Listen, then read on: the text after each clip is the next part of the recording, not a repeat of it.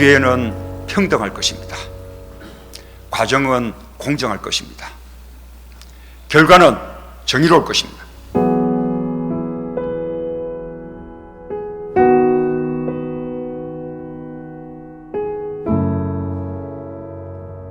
특히 딸의 장학금과 논문 저자의 문제에 대한 비판에 대해서는 제 가족이 요구하지도 않았고 절차적 불법도 없었다는 점을 내세우지 않고 국민들의 질책을 받고 또 받겠습니다.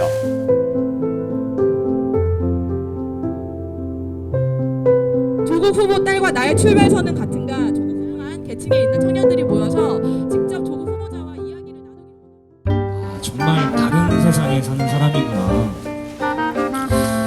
저는 하루 벌어 하루 먹고 사는 일용직인데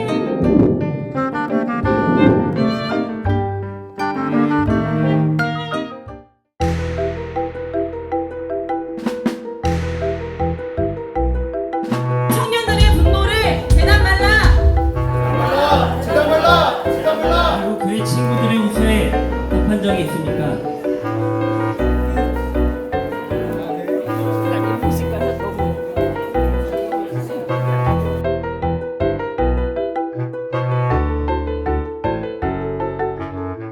이제 결국 우리 사회의 공정함이 무엇이냐에 대한 어떤 화두를 던졌다고 생각을 해요. 조국 사태가. 일단 이 최근의 사태에 대해서 어떻게 생각하시는지 간단하게 좀 여쭤보고 싶어요. 이 조국 후보가 예전에 이제 공직에 있기 전부터 트위터로 이제 여러 가지 말들을 많이 했잖아요. 본인이 예전에 했던 말들이 있었고 이게 문제라고 뭐 다른 사람들이 떠들 거라고 모르지 않았을 텐데 그럼에도 이 사람이 왜 이걸 계속 하려고 하나 그런 부분이 조금 납득이 안 갔고 그냥 이 사람은 그냥 양파 같다 이런 생각을 좀 많이 들었어요. 네. 아마 이것이 이렇게까지 문제가 되고 사람들의 분노를 살지에 대해서 몰랐을 것 같아요. 문재인 정권의 어떤 핵심이라고 하는 이조 후보자의 삶이 정말 우리의 삶과 너무 다르다라고 하는 걸 느꼈던 거죠. 그러니까 그 사람은 그게 원래 너무 당연하고 자연스러웠을 것 같은데 사실은 그래서 조국 후보 관련해서 기사가 뜨거나 그러면 잘 찾아보지 않게 돼. 너무 화도 나고 어차피 저들만의 세상인데 나 어쩌라고 뭐 내가 뭐 얘기한다 한들 저들은 문제의식조차 없었던 것 같기도 하고 너무 당연하게 그 주변은 다 너무 나도 그렇게 다 교육을 시킨다거나 그렇게 자기 자식들을 만들어 놨던 것들이 넌 어떻게 저렇게까지 할 수 있지 상상조차 못했던 일이 그냥 벌어지면서는 아 그래 정말 그들만의 세상에서 그들만끼리 잘 먹고 잘 사는 거구나 우리는 정말 눈에도 없겠구나 안중에도 없겠구나라는 생각이 들었었던 것 같아요. 이 조국 사태를 둘러싸고 서울대학교와 고려대학교 학생들이 촛불 집회를 좀 열고 있어요. 이런 학생들의 어떤 이런 문제 제기에 대해서는 조금 어떤 생각이세요? 그냥 별세계의 사람인 거죠. 그들이 분노하는 거에 막 크게 공감되고 막 그러진 않았어요. 네. 아 그냥 저들은 저렇게 생각을 하구나 이 정도? 서울대 고려대 친구들 그리고 거기에 수많은 공감하는 사람들이 아 나하고 또 다른 세계에 있구나 아 이 세계가 엄청 크구나 이 정도? 그런 생각도 못했어요. 내 밥그릇 내 권리는 내가 지키고 내가 싸워야 되는데 좀 대학 나온 친구들이 이제 그런 게 부럽죠. 공평성이 어긋난다고 하는데 그럼 이들도 부모님의 뭐 소득이나 지위를 아예 이용하지 않은 채 들어온 친구들은 과연 몇 프로가 있을 거고 대학교조차도 계급이 있잖아요. 스카이, 그 다음 밑에 인서울, 뭐 경기권 이렇게 쭉쭉 있는데 그들은 우리나라 안에서 최고라고 불리는 3대 대학을 다 다니는 학생들인 거고 이 학생들만이 조국 후보에 대한 이 논란에 대해서 이야기를 하고 거의 모든 언론들이 집중을 하고 있는데 그들만의 세상에 그들만의 룰을 다시 정하는 거고 우리가 왜 분노하는지 이 많은 사람들과 청년들이 분노하는지 정확히 못 집어내고 있어. 대기업, 공기업, 공무원을 갈 수 없는 그 남은 90에 대한 이 전반적인 얘기가 사실은 이 대학생들의 어떤 서울대학교 그 입장문에서도 그렇고 고려대학교 청와대 입장문에 빠져있다.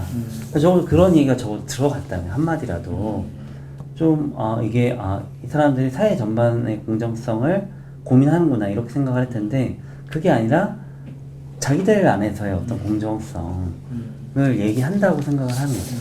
그러니까 그게 그렇게까지 촛불을 들 일이야? 라고 하는, 그러니까 물론 이제 열받는 건 알겠는데 약간 좀 괴리된 건 있는 거죠. 네. 공정이라고 하는 가치가 제대로 서지 않았다라고도 볼 수 있는 것인데, 그렇다면 우리 사회가 어떻게 좀 바뀌어야 되나? 이 사회에 좀 하고 싶은 얘기, 이것이 공정이다. 구체적이진 않더라도 그런 마음들을 가지고 계실 것 같아요. 우리나라 국회의원들 보면은 나를 대의해 주는 사람은 없다라는 생각을 너무 많이 들어요. 예, 내 계급에 대한, 다 좋은 직장, 좋은 학벌 갖고 돈 많은 사람들이 국회의원 해서 그들의 어떤 재산과 어떤 권리를 지키고 끌어가지, 저 같은 사람은 거기에 해당이 되지 않거든요. 당장 저 같은 경우는 외국인 노동자들이 현장에 물밀듯이 들어와서 일을 못할 수도 있는 경우인데, 외국인 노동자들 때문에 나는 그게 더 나한테는 시급한 문제지, 조국이 뭐 그거는 사실 중요한 게 아니거든요. 우리 사회가 서울대나 고대나 연대에 주는 어떤 사회적 혜택, 사회적 기회가 그렇게 높은데 이곳에 가는 사람들이 어떤 특정한 어떤 계층만 가는 것에 대한 문제의식이 이번에 저는 좀 들더라고요. 이 교육제도 전반에 대해서 사실은 바꿔야 된다. 그게 정상이고 그게 공정이라고 저는 좀 생각이 좀 들었어. 조국 후보자가 법무부 장관이 되는 것이 그럼 맞느냐라고는 문제를 안 던질 수가 없잖아요. 네. 거기에 대해서 각자 또 생각이 다르실 수 있는데, 네. 한번 그 질문 드려보고 싶어요. 조국이 사퇴를 하든 되든 그거는 그러니까 이번 논란에서 중요한 게 아니고, 그러니까 그동안은 불편해서 한국 사회에서 얘기하지 않았던 영역에 대해서 이번엔 얘기를 하기 시작한 거고, 이번 논란이 정말 조국 때문에 나라가 시끄러웠어 이게 아니라 이번 계기로 뭔가 나아져야 되잖아요. 뭔가 나아지는 게 있어야 되는 거라고 생각하고, 누가 되던 내 삶에는 그렇게 영향을 미칠 것 같진 않고, 지금 이 논란을 통해서 왜 청년들이 분노했고 왜 박탈감을 느꼈는지 그 누구라도 얘기를 정확하게 듣고 같이 행동해 줄 수 있는 사람이었으면 좋겠다 라는 생각이 조금 세게 많이 드는 것 같아요. 모르겠어요. 별로 피곤해요. 되게 지루한 영화 한 편 본 것 같아요. 네. 내가 주인공이 아니어서. 그렇죠. 내가 주인공이 아니니까. 난 관객이잖아요. 이 사회에서 관객이니까. 네. 영향권이 없는 사람들. 네. 주인공이 될 수 없어서 좀 서글픈? 그냥 나는 항상 객석에만 앉아 있어야 되는 거잖아요. 마지막으로 하시고 싶은 말씀 있으면 한마디 하고 끝내겠습니다. 저는 이게 이번 논란이 언젠가 한 번은 겪었어야 되는 거라고 생각을 하거든요. 왜 그렇게 생각을 하냐면, 이게 문재인 정부가 출범하고 나서 사실은 이제 뭐 처음에 최저임금 1만 원, 비정규직 정규직화, 청년들에게 어떤 뭐 정의로운 사회, 공정한 사회를 약속했잖아요. 근데 그것이 우리가 느끼기에는 그렇게 되고 있지 않다. 김은균의 동료들이 얘기하는, 그리고 김구은의 동료들이, 아니면 70세 이민호와 같은 특성화고 졸업생들이 얘기하는 것들에 대해서 좀 듣고 그거를 정치적으로 반영해야 된다.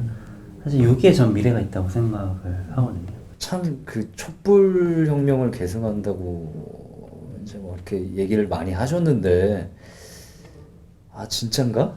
근데 아닌 것 같고, 자꾸 좀 우리는 정말 개혁을 바랬고 바꾸기를 원했는데, 그러면 나는 이제 어떻게 해야 되나?